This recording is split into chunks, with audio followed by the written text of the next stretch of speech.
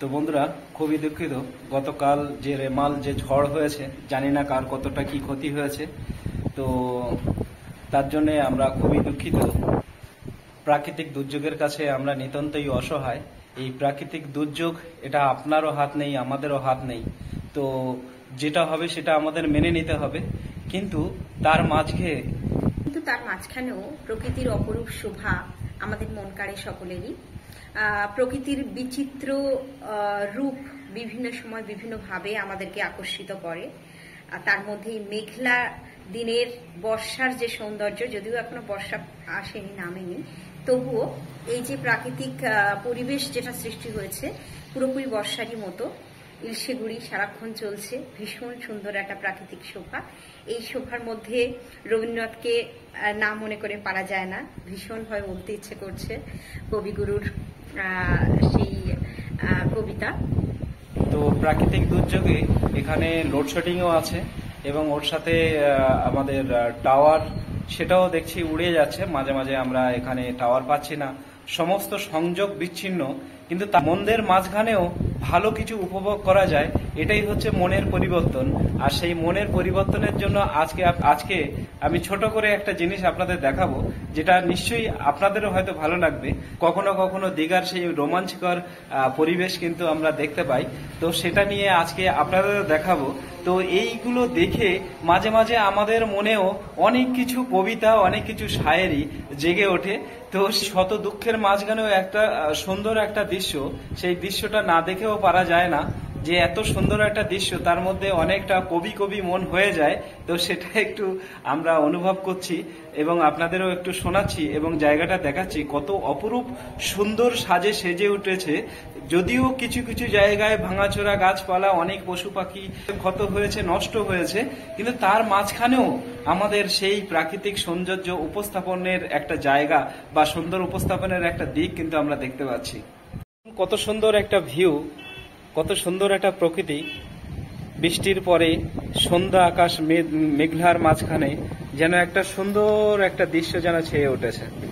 আজি প্রভাতী রবির কর, কেমনে পশিল প্রাণের পর, কেমনে পশিল গুহার আধারে প্রভাত পাখির গান। না কেন রে এতদিন পরে জাগিয়া উঠিল প্রাণ, জাগিয়া উঠিছে প্রাণ, উড়ে উথলি উঠিছে বাড়ি। প্রাণের বাসনা প্রাণের আবেগ রুধিয়া রাখিতে নারী। ধর ধর করি কাঁপিছে ভূধর, শিলারা শিরাশি পড়েছে খসি। ফুলিয়া ফুলিয়া ফেনিল সলিল, গরজি উঠিছে দারুণ রসে। হেথায় হোথায় পাগলের প্রায়, ঘুরিয়া ঘুরিয়া মাতিয়া বেড়ায়। বাকি দিতে চায় দেখিতে না পায়, কোথায় কারার দ্বার। কেন রে বিধাতা পাষাণ হেন, চারিদিকে তার বাঁধন কেন। ভাঙ রে বাঁধন, সাধেরে আজিকে প্রাণের সাধন। লহরীর পরে লহরে তুলিয়া, আঘাতের পরে আঘাতে কর। আজ মাতিয়া যখন উঠেছে পরাণ, জগতে তখন কিসের ডর। আমি ঢালিব করুণা ধারা, আমি ভাঙিব পাষাণে কারা। আমি জগতে প্লাবিয়া বেড়াবো গাহিয়া, আকুল পাগল পারা। কে সেলাইয়া ফুল কুড়াইয়া, রাম ধনু আঁকা পাখা উড়াইয়া। রবির কিরণে হাসি ছড়াইয়া দিবরে পরাণ ঢালি। হেসে খল খল কে কল কল, তালে তালে দিব তালি। এত প্রাণ আছে, এত স্বাদ আছে, এত কথা আছে মোর, এত সুর আছে, এত গান আছে, প্রাণ হয়ে আছে ভোর। কি জানি কি হলো আজি, দূর হতে শুনি যেন মহাসাগরের গান। ওরে আজ কি গান গেয়েছে পাখি, এসেছে রবির কর। যাই হোক, এত সুন্দর প্রাকৃতিক সৌন্দর্যের মাঝখানে নিজেকে আর ধরে রাখা যায় না, ভীষণভাবে বলতে ইচ্ছে করছিল।